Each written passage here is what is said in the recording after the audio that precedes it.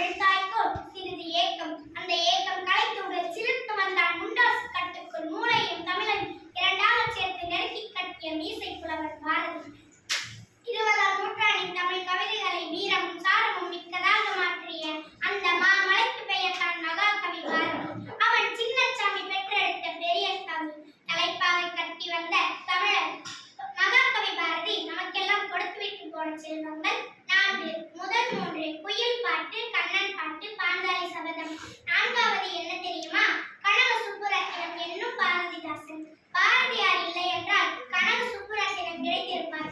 ஆனால் பாரதிதாசன் கிடைத்திருக்க மாட்டார். தமிழ் கவிதைகளை பகுத்தறிவு சிந்தனைகளுக்கு முதன்முறையாக களஞ்சியமாக்கியவர் பாரதிதாசன். ஓடப்பர் ஆகியிருக்கும் ஏழையப்பர் உதயப்பர் ஆகிட்டால் ஒரு நொடிக்குள் ஓடப்பர் உயரப்பர் எல்லாம் மாறி ஒப்பப்பர் ஆகிடுவார் உணரப்பாணி என்ற புரட்சி கவிதைகள் பாரதிதாசன்.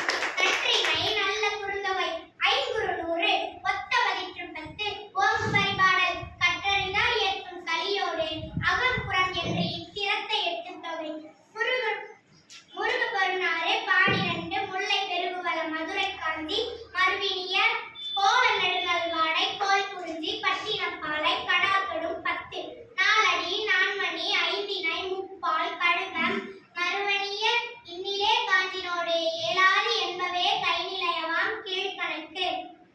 சிலப்பதிகாரம் மணிமேகலை சீவக சிந்தாமணி வளையாபதி குண்டலகேசி என்னும் ஐம்பெருங்காப்பியங்கள். இது மட்டுமா? இன்னும் சொல்லிக்கொண்டே போகலாம் எம் தமிழ் இலக்கிய வரலாற்றை. ஒரு